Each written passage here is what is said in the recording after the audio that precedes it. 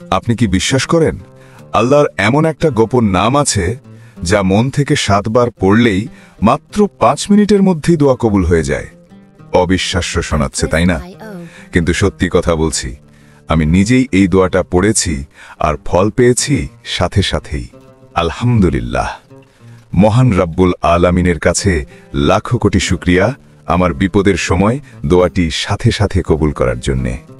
ভাই ও বোনেরা, আমি আল্লাহর কাছে এমনভাবে দোয়া করি, আল্লাহ আমার দোয়া সাথে সাথে কবুল করে ফেলেন।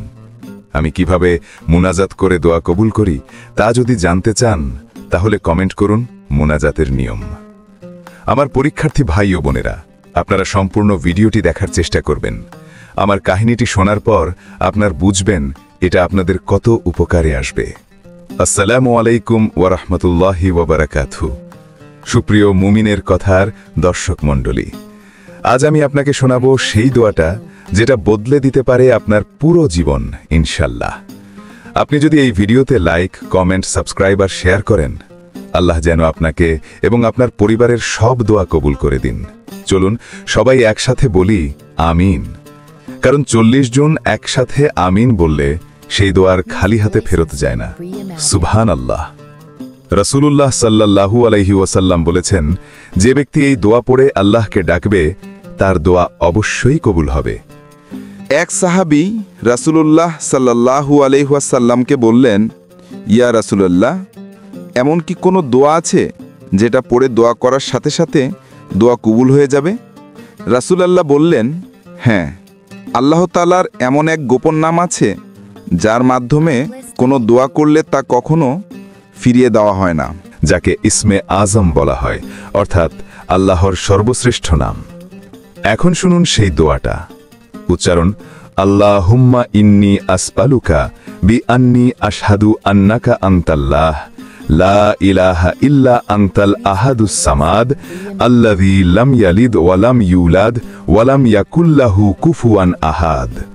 অর্থ: হে আল্লাহ, নিশ্চয় আমি আপনার নিকট প্রার্থনা করছি, নিশ্চয় আমি সাক্ষ্য দিচ্ছি আপনি আল্লাহ, তিনি এক ও অদ্বিতীয়, যিনি কাউকে জন্ম দেননি এবং তাকেও কেউ জন্ম দেয়নি এবং তার সমকক্ষ কেউ নেই। ইসমে আজম পড়ার নিয়ম: এটি অজু অবস্থায় পড়া উত্তম। আপনি প্রথমে 3 বার বিসমিল্লাহির রহমানির রহিম পড়বেন, তারপর 3 বার দরুদ শরীফ পড়বেন, এরপর ইসমে আজম দোয়াটি পড়বেন 7 বার, শেষে আবার 3 বার দরুদ শরীফ পড়বেন। এরপর আপনি নিজের প্রয়োজন, সমস্যা বা উদ্দেশ্য আল্লাহ কাছে বলবেন। হালাল উদ্দেশ্য হলে আল্লাহ দোয়া কবুল করেন ইনশাল্লাহ। এই দোয়াটি যে কোনো সময় পড়া যায়। বিশেষভাবে ভালো সময় হলো তাহাজ্জুদের সময়, ফরজ নামাজের পর, রোজার সময়, কষ্ট দুশ্চিন্তার সময়। এসব সময় দোয়া করলে ইনশাল্লাহ আল্লাহ তাআলা আপনার দোয়া সাথে সাথে কবুল করে ফেলবেন। এবার বলি আমার দোয়া কিভাবে এবং কি দোয়া কবুল হইল। আমি একবার আমার সেমিস্টারের ফাইনাল পরীক্ষায় ফিজিক্স 2তে ফেল করেছিলাম, কিন্তু আমি 100% নিশ্চিত ছিলাম যে আমি পাশ করব।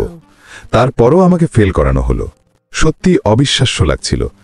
তারপর আমি মনে ভয় নিয়ে বোর্ড চ্যালেঞ্জ করলাম আর এই আমলটা করলাম।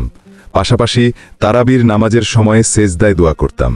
রোজার ঈদ মানে ঈদ উল ফিতরের ঠিক 5 দিন পর আমার রেজাল্ট দিল।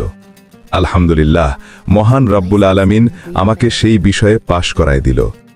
আমি তখনই বুঝলাম এটা এই দোয়ার উসিলায় হইছে। পরীক্ষার্থীরা, আপনারা এই দোয়াটা বেশি বেশি আমল করবেন, ইনশাল্লাহ আপনাদেরও রেজাল্ট ভালো হবে। যেহেতু এখন আপনাদের সময় কম, তাই কমপক্ষে ছোট্ট ইসমে আজমটা হলেও পড়ার চেষ্টা করবেন। এটি আসরের পর 11 বার পড়বেন। সেই দোয়াটি হল আল্লাহুম্মা ইন্নী আসআলুকা বিসমিকাল আজম। দেখা হবে পরের ভিডিওতে। আসসালামু আলাইকুম ওয়া রাহমাতুল্লাহি ওয়া বারাকাতুহু।